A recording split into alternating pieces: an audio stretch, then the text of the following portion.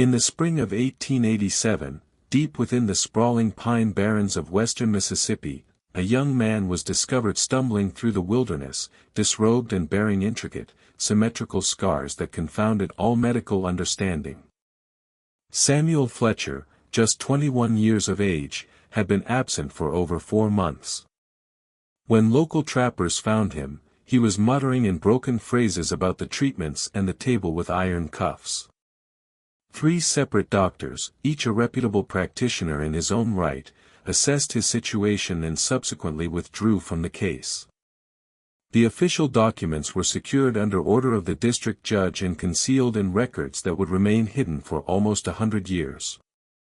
What those physicians uncovered regarding Samuel's state was so alarming that one of them, Dr. Alastair Jenkins, allegedly incinerated his clinical notes and departed Mississippi for good. This evening, we will unearth the reality behind Samuel's ordeal, a narrative that exposes the most shadowy recesses of post-Civil War American medicine and the cost of scientific aspiration unrestrained by moral conscience. Before we proceed with the account of Samuel Fletcher and the dreadful revelations that compelled 3 doctors to forsake their professional vows, I must ask you to click that subscribe button if you possess the courage to listen to accounts that most would prefer remain buried. These are not mere stories. They are pieces of our true history, which influential figures attempted to obliterate. Leave a comment telling me which state you are listening from, and let us forge a community of truth seekers, no matter how grim that truth may be. The facts of Samuel's case commence in the winter of 1886, when he first vanished from his small logging community near what is now Jasper County, Mississippi. The Mississippi backcountry in 1886 was a rugged environment where mere survival frequently took priority over comfort, and the boundary between a settled community and the untamed wilds was perilously vague. Samuel Fletcher resided with his widowed mother, Eleanor Fletcher, on a humble homestead roughly 10 miles east of Bay Springs in a hamlet locals referred to as Pine Creek. The settlement comprised perhaps 30 families, largely migrants from Alabama and Georgia, who had sought affordable land and new beginnings in the Mississippi Territory. Samuel was known throughout Pine Creek as an exceptionally bright young man. He could read and write with notable proficiency, an uncommon skill among frontier men of his standing. His mother, a former tutor turned seamstress, had educated him well beyond what was typically deemed suitable for someone of his background. He maintained meticulous diaries about life in the lumber camps, studied medical books loaned from the town's doctor, and exchanged letters with kin in Alabama that revealed a keen intellect and inquisitive nature. The Fletcher family lived in a timber frame house that Eleanor's late husband had constructed, encircled by cleared land where they raised a few crops and kept a small herd of livestock. Their closest neighbors were the O'Malley family, Irish immigrants who had arrived only 3 years prior. The seclusion was characteristic of backcountry existence, but it also meant that when trouble arose, assistance was distant and often arrived belatedly. Dr. Benjamin Croft was the settlement's sole physician, a man in his 40s who had trained in Baltimore before relocating westward in 1880. He was recognized for his systematic medical methodology and his practice of maintaining exhaustive records for every patient he attended. Dr. Croft had treated Samuel on multiple occasions over the years for minor illnesses. A deep laceration when he was 17, a severe lung infection the following autumn, and routine checkups that affirmed what was already known: he was robust, intelligent, and remarkably resilient. The winter of 1886 had been especially harsh for the Fletcher family. Eleanor had been weakened by a persistent cough since the autumn, leaving much of the strenuous labor to Samuel. He had handled it capably, but neighbors observed that he appeared increasingly solitary and fatigued. Bridget O'Malley, the woman living nearest to the Fletcher homestead, later informed inquirers that Samuel had ceased his social calls by early December, which was unusual as the 2 families had formed a friendly bond despite their different origins. What rendered Samuel's disappearance especially disconcerting was its suddenness. On the morning of December 10, 1886, Eleanor Fletcher awoke to find her son's bed vacant and his few personal effects, including his cherished diaries, gone. There were no indications of a struggle within the house, no proof of a break-in, and no letter to explain his departure. His mother promptly assembled a search party, but despite scouring the adjacent woodlands for days, they discovered no sign of Samuel Fletcher. The search was hindered by the dense forest enveloping the settlement. The Mississippi woodland of 1886 was still largely primordial, a thick canopy of pine and cypress trees creating a near-perpetual dusk beneath their boughs. Predators like wolves and wildcats were common, and it was simple for a person to become disoriented in the seemingly boundless labyrinth of trees, creeks, and gullies. As weeks turned into months with no trace of Samuel, the settlement began to murmur about his fate. Some conjectured he had fallen prey to wild animals. Others suspected he had been abducted by outlaws, though no such gangs had been reported in the vicinity for some time. A few proposed he had merely fled, perhaps to seek work in a distant lumber camp. But this theory was rejected by those who knew him intimately. Samuel had demonstrated no discontent with his life in Pine Creek and had often voiced his commitment to caring for his mother. The morning of April 18, 1887, broke cool and damp with a spring fog that seemed to deaden sound and soften the lines of the world. Two local trappers, Henry Wallace and his young cousin Eli, were checking their lines in the woods approximately 6 miles southeast of Pine Creek when they heard what they first took for a wounded animal. The noise was a low, rhythmic groaning emanating from deeper within the forest. As they drew nearer, the groaning clarified into something more disquieting, a human voice, speaking in a cadence that was almost, but not quite, coherent. Words and phrases reiterated repeatedly, broken by extended pauses, then abrupt eruptions of what sounded like frantic begging. The Wallaces exchanged uneasy looks. In 20 years of trapping these woods, Henry had never encountered anything like it. They discovered him in a small glade about half a mile from Blackwater Creek, a stream that eventually joined the Leaf River. Samuel Fletcher was kneeling on the ground, entirely unclothed, his short brown hair matted and filthy. He was swaying back and forth, his arms locked around his chest, speaking in a voice that was unmistakably his, yet altered, flatter, more automated. The treatments must proceed, he was repeating. The table with iron cuffs. The data collection is unfinished. The specimen requires further stimulus. Then he would become silent for half a minute before starting again with minor variations. The treatments must proceed. The calibrations lack precision. The specimen exhibits favorable responses to the brass instruments. Henry Wallace, a veteran of the Civil War and a man not easily unsettled, later told Dr. Croft that the vision of Samuel Fletcher was the most harrowing thing he had ever beheld. It wasn't merely his nudity or his apparent insanity. It was the state of his body. Even from several feet away, he could see his skin was covered in what looked like scars, but scars unlike any he had witnessed before. They formed geometric designs across his limbs and torso, precise lines and angles resembling technical diagrams etched into living flesh. When Eli Wallace tried to approach him, Samuel's head jerked up with alarming speed. His eyes, once alert with intelligence, were now vacant and strange, as if seeing something far beyond the forest clearing. He began speaking more quickly, his voice climbing in pitch. The doctor demands cooperation. The calibrations must be exact. The specimen will remain immobile throughout the process. The brass instruments must be maintained at the correct temperature. The trappers wrapped him in Henry's coat and carried him back to the settlement, where Dr. Croft was summoned at once. What he found when he examined Samuel Fletcher in the seclusion of his modest office would contest everything he believed he understood about medicine, human psychology, and the boundaries of scientific exploration.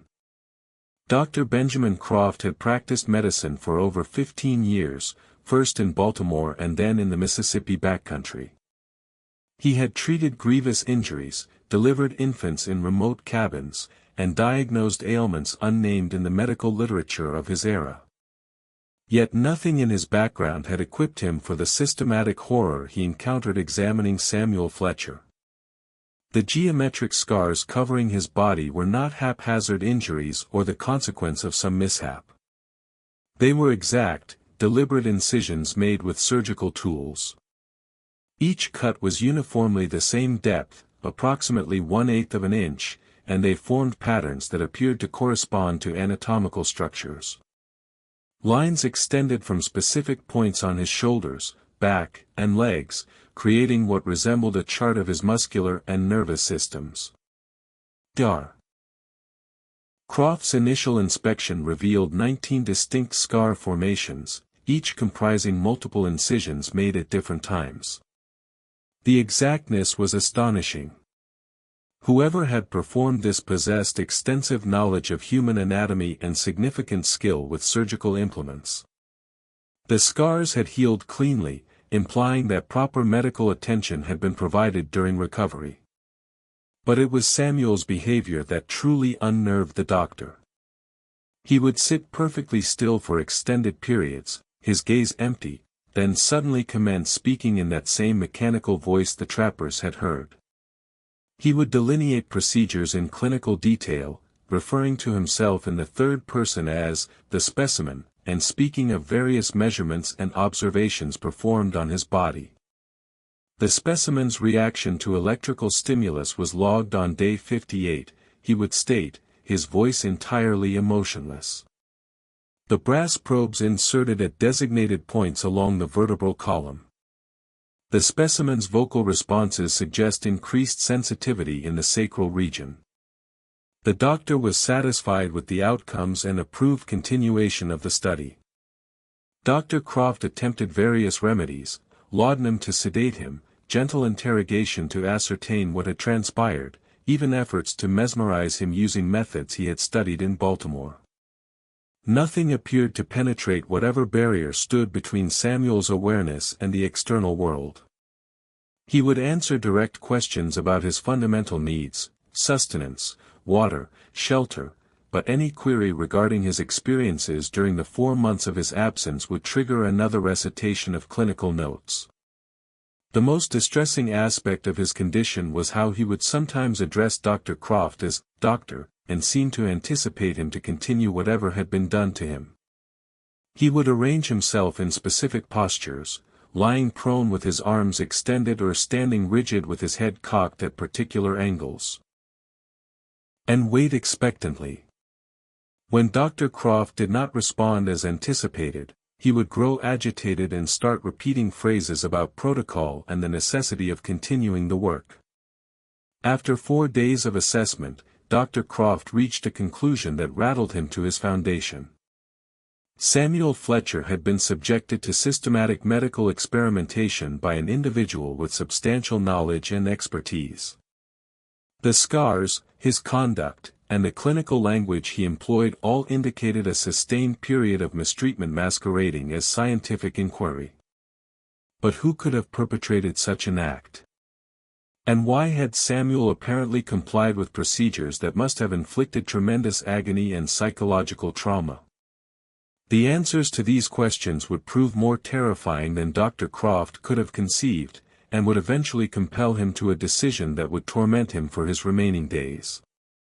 Dr. Croft's inquiry into Samuel's condition started with a meticulous inspection of his possessions, which had been located scattered throughout the woods near where he was found. His diary, missing since his disappearance, was discovered wedged beneath a rock outcrop about 60 yards from the glade. The cover was damaged by moisture and many pages were illegible, but sufficient text remained to offer disturbing glimpses into his final weeks before vanishing. The early entries were characteristic of Samuel's writing, detailed notes on logging camp activities, weather, and his correspondence with relatives in Alabama. But starting in early December, his penmanship began to transform. The typically orderly script became increasingly irregular, with words scratched out and rewritten. The content also changed, focusing obsessively on medical subjects and scientific methods. December 5, 1886. Dr. Croft's medical volumes describe employing electrical devices for treating muscular ailments. The theory appears valid. If electricity can stimulate muscle tissue, as shown by European researchers, surely it could restore proper function to damaged nerves in human subjects. I have been studying experiments conducted in Baltimore and New Orleans. The findings are highly promising. December 8, 1886. I have been invited to observe advanced medical treatments. The chance to witness genuine scientific investigation is rare in a place like Pine Creek. I have been assured that my comprehension and intellect make me suitable for involvement in significant research. Mother need not know of these visits. She would not grasp the importance of the work being undertaken. The last readable entry was dated December 9, the day before his disappearance. The preliminary assessments are complete. I have been chosen as optimal for the advanced procedures. The doctor explains that discomfort is fleeting, but scientific understanding is everlasting. I comprehend the significance of the work and provide my consent willingly. The treatments will commence tomorrow. Dr. Croft examined these entries with escalating dread. Samuel's references to the doctor and advanced procedures clearly indicated contact with another physician, someone who had persuaded him to partake in what he believed was legitimate medical research. But who was this mysterious doctor, and where had these treatments occurred? The answer emerged from an unexpected source. While inspecting Samuel's clothing, found in various spots throughout the forest, Dr. Croft found a small slip of paper sewn into the hem of his trousers. It was a fragment of a letter written in an unfamiliar hand, containing partial instructions for a medical process. Specimen must be secured using the iron restraints to prevent motion during application of electrical current. The brass probe should be inserted to depths not exceeding 3/8 of an inch to avoid permanent neural damage. Duration of each session should not surpass 45 minutes, and the specimen must be allowed sufficient recovery time between applications. The clinical objectivity of the language was chilling, but what disturbed Dr. Croft most was the paper itself.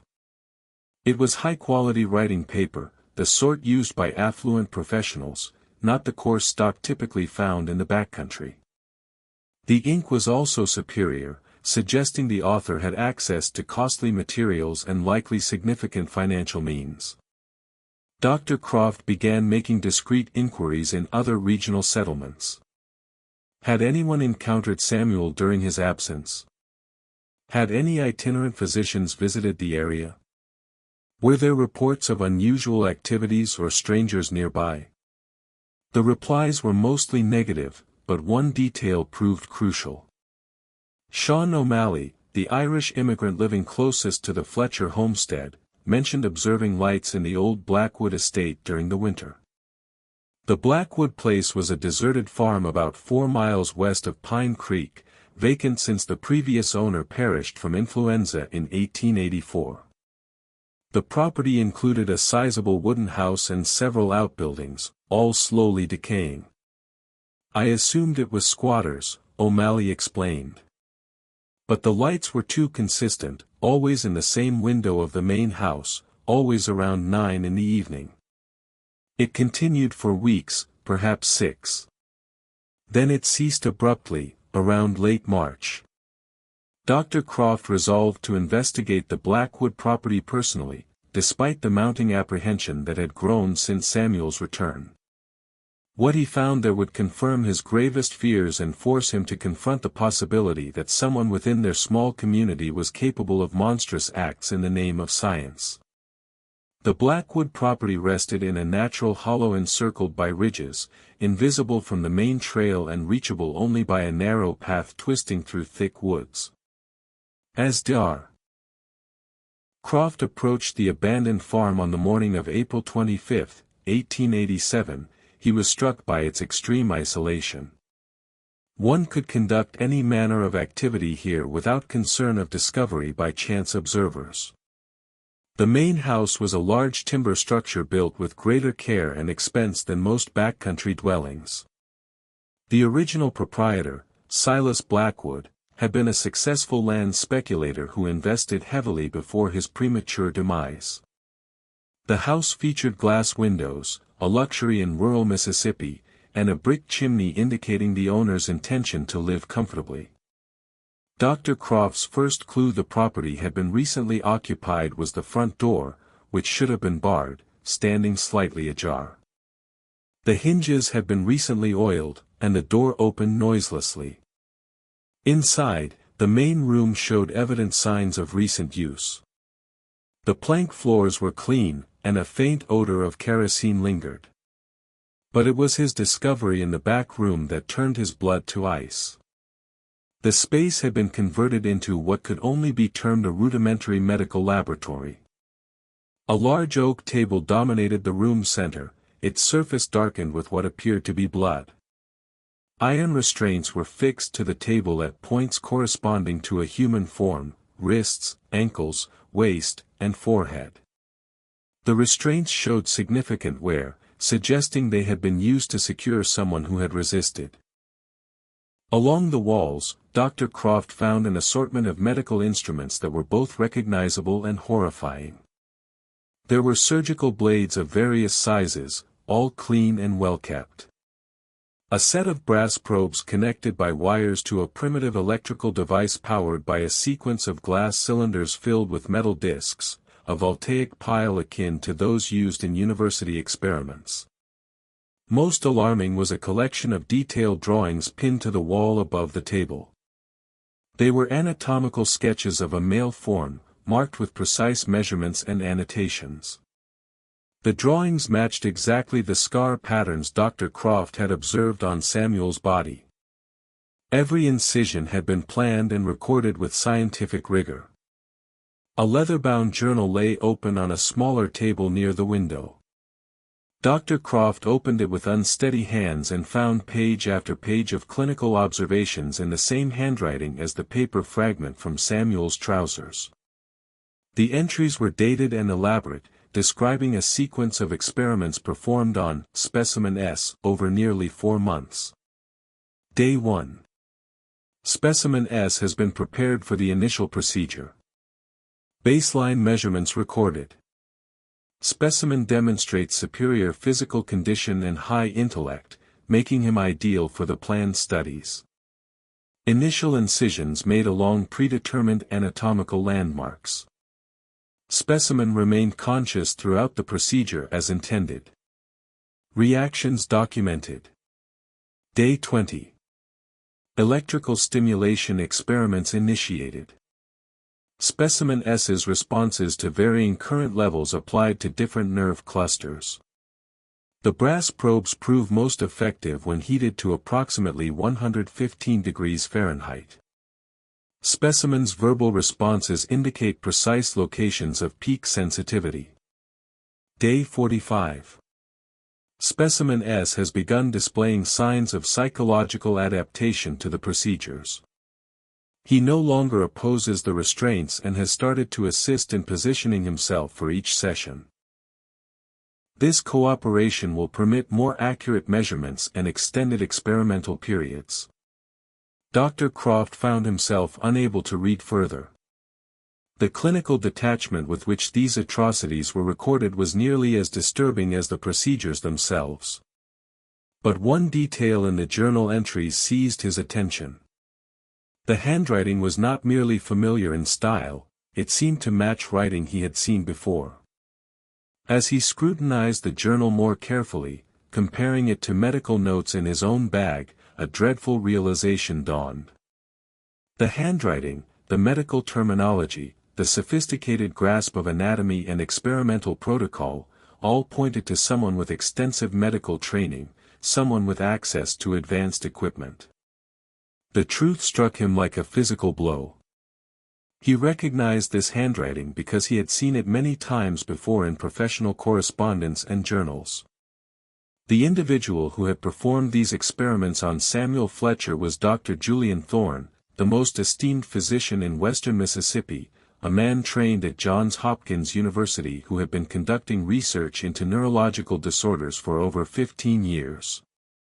Just when we believed we had heard the worst, the horror of Samuel's case deepens. If this account is unsettling you, share this video with a friend who appreciates dark historical mysteries.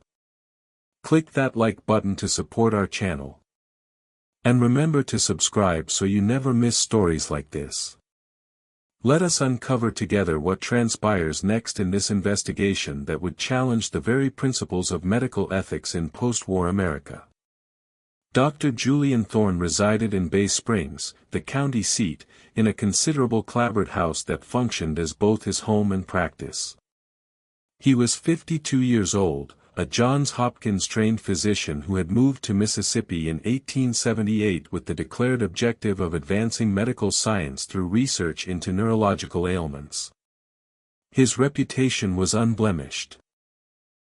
He had treated state legislators, attorneys, and prosperous businessmen across the region, and his medical counsel was sought by doctors as far as Jackson and Vicksburg. Dr. Croft's journey to Bay Springs on April 28, 1887, was the most arduous of his life.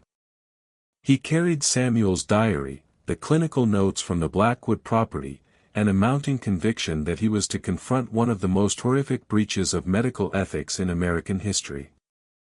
But he also bore haunting questions. How had Thorne persuaded Samuel to participate? How had he accessed the Blackwood property? And, most crucially, were there other victims? The clapboard house stood on Oak Street, its exterior projecting an image of respectable affluence. Heavy drapes hung in the windows, and a polished brass plaque beside the door read, Dr. J. Thorne, M.D., Johns Hopkins University.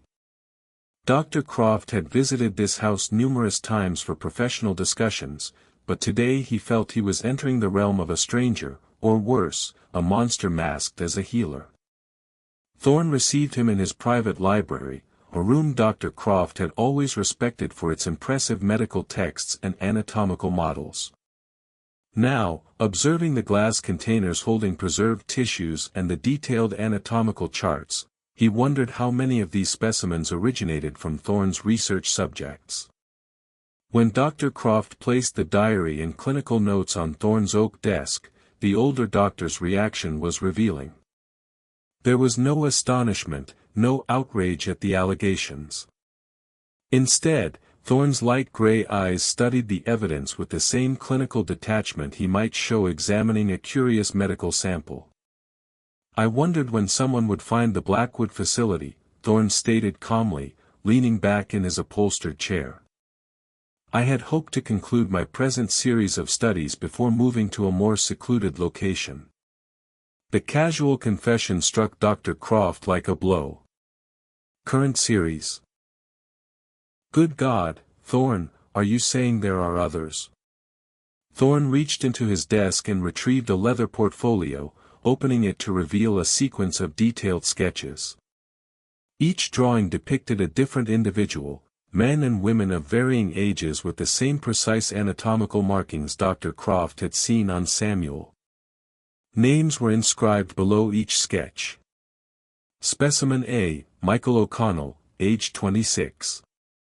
Specimen C, Rebecca Poole, age 21. Specimen F, Daniel Harper, age 29. You cannot possibly comprehend the significance of my achievements, Thorne said, his tone that of a lecturer addressing a dim student. For generations, medical science has been hindered by ethical limitations that prevent the necessary research to advance human knowledge. I have shattered those barriers. Dr. Croft stared at the portfolio in horror. These are people, Thorne. Human beings with families, lives, futures that you obliterated in the name of your research. Specimens, Thorne corrected firmly. Carefully selected specimens who contributed to the advancement of medical science. Their sacrifice will benefit countless future patients who will receive treatments founded on the knowledge my research has yielded. Dr. Croft demanded to know how Thorne had convinced Samuel to participate. The answer revealed a manipulation so calculated and cruel it seemed to defy human understanding. Thorne explained he had developed a systematic method for identifying and recruiting subjects.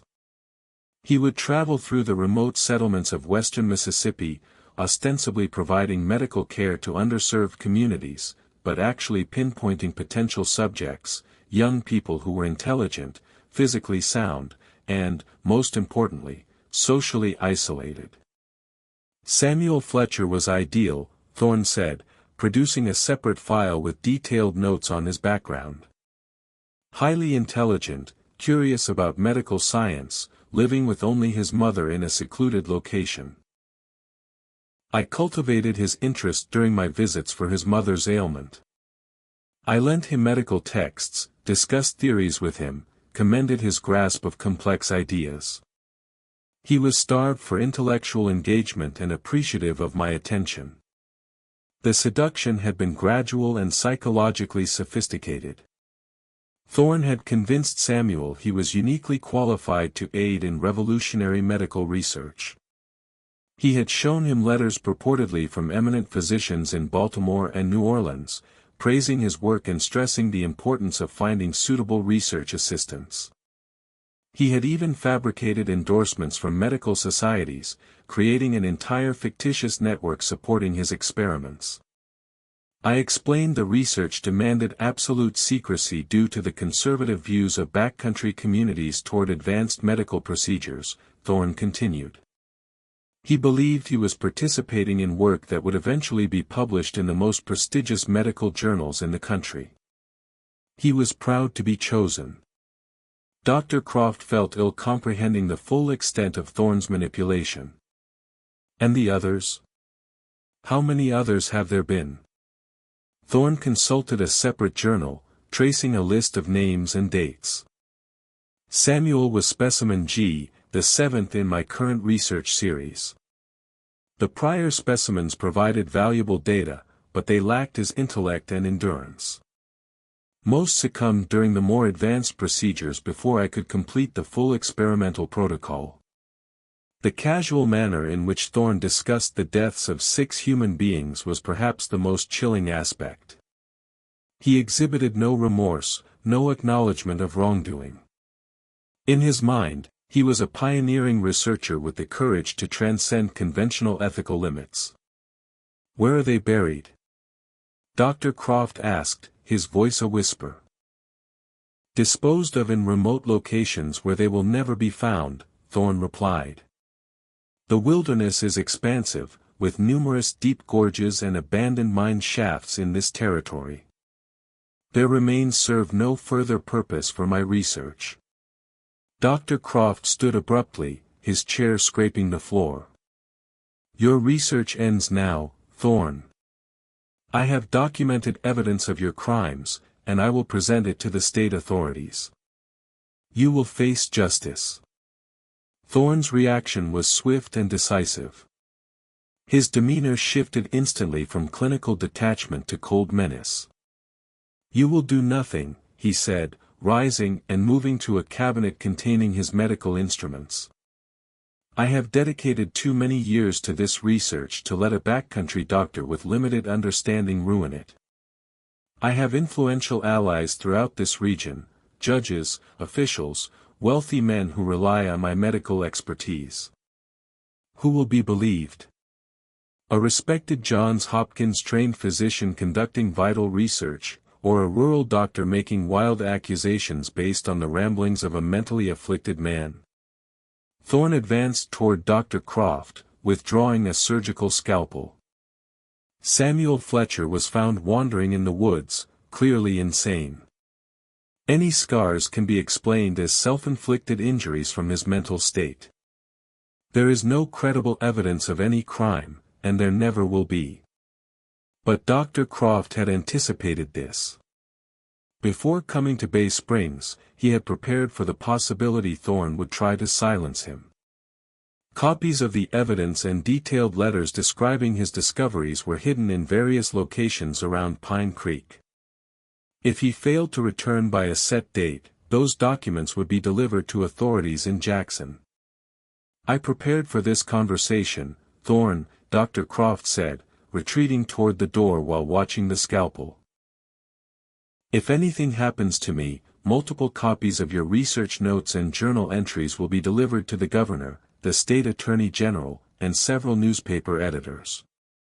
Your crimes will be exposed regardless of your connections." Thorne paused, his expression shifting as he calculated the implications. For the first time, Dr. Croft saw uncertainty in his eyes. "You're bluffing," Thorne said, but his voice lacked conviction. "Am I?" Dr. Croft replied. "Are you willing to risk your reputation and freedom on that assumption?" The confrontation climaxed when Thorne, apparently deciding he had no choice but to eliminate the threat, lunged forward with the scalpel. Dr. Croft had served as a medic during the Civil War, and his reflexes, though aged, were sufficiently sharp to evade the initial lunge. The two men struggled in the confined library, overturning furniture and scattering medical tools. Thorne was older but desperate, while Dr. Croft was driven by a righteous fury that lent him strength. The fight was brief but violent, concluding when Thorne lost his balance and fell backward onto his desk, the scalpel twisting in his hand and penetrating his abdomen. Dr. Croft watched in stunned silence as life faded from Thorne's eyes. The man who had tortured and killed at least 7 innocent people died with the same clinical detachment with which he had conducted his experiments, his final words a grievance about the interruption of vital research. In the immediate aftermath, Dr. Croft faced a decision that would haunt him forever. He could report the truth, that he had killed Thorne in self-defense while confronting him about his crimes. But doing so would necessitate exposing the full horror of the experiments, subjecting Samuel to further trauma and potentially shattering public trust in medicine throughout the region. Instead, Dr. Croft chose a more complex path. He arranged the scene to suggest Thorne had died in an accident while performing a medical procedure. The official inquiry conducted by Jasper County Sheriff John Hayes was perfunctory. Thorne was widely revered, Dr. Croft's account was accepted without question, and no one probed deeper. Dr. Croft used the hours following Thorne's death to systematically eradicate evidence of his crimes. He burned the research notes, anatomical sketches, and experiment records. The surgical instruments were discarded into the deepest channel of the Leaf River, and the electrical apparatus was dismantled and scattered across numerous town dumps. The Blackwood property received similar treatment. Under cover of darkness, Dr. Croft and 2 trusted allies removed every piece of equipment from the makeshift lab. The restraint table was splintered and burned. The medical tools were buried in separate locations, and the room was scoured to erase all traces of what had occurred. But Dr. Croft could not destroy the most crucial evidence, Samuel Fletcher himself. His condition remained a constant reminder of Thorne's crimes, and his care became Dr. Croft's primary duty and his perpetual penance for failing to halt the experiments sooner. Samuel's recovery was gradual and incomplete. The systematic torture he had endured left permanent scars, both physical and psychological, that no contemporary treatment could fully heal. For weeks after Thorne's death, he continued experiencing episodes where he would lapse into mechanical speech, reciting fragments of clinical observations in that flat, emotionless voice. The specimen's reaction to stimulus was recorded, he would state, staring blankly. The measurements were precise. The doctor was satisfied with the progress. The treatments will resume tomorrow. During these episodes, Samuel seemed completely unaware of his surroundings, trapped in memories of the procedures. Dr. Croft tried various treatments. Herbal remedies, patient conversation, even experimental approaches from journals, but nothing seemed to breach the psychological walls Thorne's abuse had erected. Gradually, however, Samuel showed signs of improvement. The episodes became less frequent and shorter. He began to recognize Dr. Croft and other familiar faces, and occasionally he would speak in his own voice about simple, immediate needs. But the sharp intelligence that had made him a target for Thorne never fully returned. Dr. Croft arranged for Samuel's long-term care through a network of Methodist families in Alabama who specialized in tending to individuals with mental afflictions. He corresponded with colleagues in Mobile experienced in treating similar conditions, though he could never fully disclose the nature of Samuel's trauma without revealing Thorne's crimes. The financial burden of Samuel's care fell entirely on Dr. Croft. He sold his medical practice in Pine Creek and used the proceeds to establish a trust fund for his lifelong needs. He relocated to a smaller holding outside the settlement, living quietly and practicing medicine sparingly, never charging fees to families who could not pay. Eleanor Fletcher never learned the truth about her son. Dr. Croft told her only that Samuel had suffered a mental collapse due to his experiences while lost in the wilderness and required permanent care in a specialized facility. Eleanor accepted this explanation, perhaps because the alternative, that her son had been systematically tortured by a respected doctor, was too horrific to consider. She died in 1889, 2 years after Samuel's disappearance, never recovering from the combined trauma of his ordeal and her own guilt and helplessness. Her final words, according to a neighbor at her bedside, were an apology to Samuel for failing to keep him safe. The Fletcher homestead was abandoned after her death and eventually reclaimed by the state. New settlers bought the property in 1892, unaware of its tragic history. The house was demolished and rebuilt, and the land was cleared for new purposes, erasing most physical traces of the family. Dr. Croft visited Samuel regularly during the 12 years between Thorne's death and his own passing in 1899. These visits were both a comfort and a reminder of his failure to prevent his suffering. Samuel seemed to recognize him and would often grow calmer in his presence, but he never spoke of his experiences during those 4 months in 1886 to 87. The Methodist family caring for Samuel reported he lived peacefully, assisting with simple chores and occasionally showing glimpses of his former intellect when discussing books or mundane topics. But he never married, never formed deep bonds, and never fully escaped the psychological prison Thorne's experiments had built. Dr. Croft's private papers, found after his death, revealed the full weight of his burden. In a letter written shortly before his death, he described his decision to conceal Thorne's crimes as the most difficult choice of my life, but perhaps the only one that could prevent further suffering. I have saved 1 life, he wrote. But I failed to save 6 others. The weight of that failure will follow me to my grave. I pray history will judge me not for my silence about these crimes, but for my efforts to ensure they are never repeated.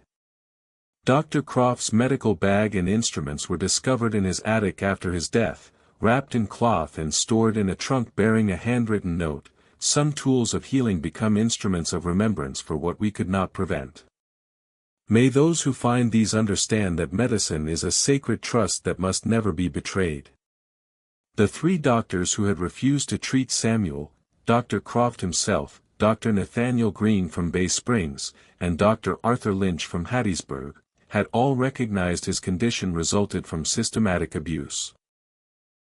But they also understood the practical impossibility of achieving justice through conventional means in post-war Mississippi. Their refusal to treat him was not abandonment, but an acknowledgement that conventional medicine could not address trauma of such magnitude. In the decades following Samuel's case, Dr. Croft became increasingly reclusive, eventually ceasing medical practice altogether. He sold his remaining equipment in 1895, devoting himself to farming and tending animals on his small property.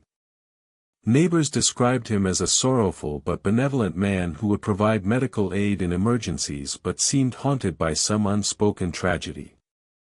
The story of Samuel Fletcher and Dr. Thorne's crimes remained buried for nearly a century.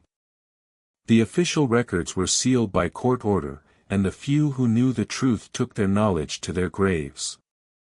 It was only in the 1980s, during digitization of Jasper County courthouse records, that a researcher discovered the anomalous file containing Dr. Croft's sealed report on unusual medical circumstances requiring confidential handling. This discovery prompted a limited investigation that uncovered story fragments, enough to assemble basic facts, but not enough to provide complete answers about the scope of Thorne's crimes or the fate of his other victims. Archaeological surveys of the Blackwood property and surrounding areas never located human remains, suggesting Thorne was thorough in disposing of evidence. Samuel Fletcher lived until 1908, dying peacefully at 42 in the Methodist household that had cared for him for over 2 decades. His death was recorded simply as natural causes following a lengthy illness, with no mention of the trauma that shaped his adult life. He was buried in a small cemetery outside Mobile, his headstone bearing only his name and dates. The case of Samuel Fletcher represents one of the darkest chapters in American medical history. A reminder that the isolation and lack of oversight characterizing frontier life could create opportunities for those who would exploit the vulnerable in the name of scientific progress. It also illustrates the terrible burden carried by those who discovered such crimes but found themselves powerless to seek justice through conventional channels. Perhaps most disturbing is the realization that Samuel Fletcher may not have been unique. The vast, sparsely populated wilderness of late 19th century America provided countless opportunities for those preying upon the isolated and defenseless. How many other victims were there, scattered across the frontier? Their suffering known only to their tormentors and a few witnesses who chose silence over the futility of seeking justice. The official records of Samuel Fletcher's case remain sealed in the Jasper County Courthouse, accessible only to researchers demonstrating legitimate academic interest in post-Civil War American medical history. Dr. Croft's letter to the state attorney general was never sent, and the copies of Thorne's journal he claimed to have made were never found among his possessions. This mystery reveals the terrifying reality that sometimes the most evil acts are committed by those society trusts most, those who take sacred oaths to do no harm but hide behind respectability and professional authority to commit unspeakable crimes. It reminds us that the price of scientific progress should never include the suffering of the innocent, and that those who pursue knowledge at any cost must be held accountable. What are your thoughts on this story? Do you believe everything was revealed? Could there have been other victims whose stories were never told, scattered across the remote settlements of early America? Leave your comment below and share your reflections on this dark chapter in medical history. If you appreciated this tale and desire more dark mysteries from America's past, subscribe, activate the notification bell, and share with someone who loves historical mysteries that uncover the hidden horrors of our nation's early years. We will see you in the next video.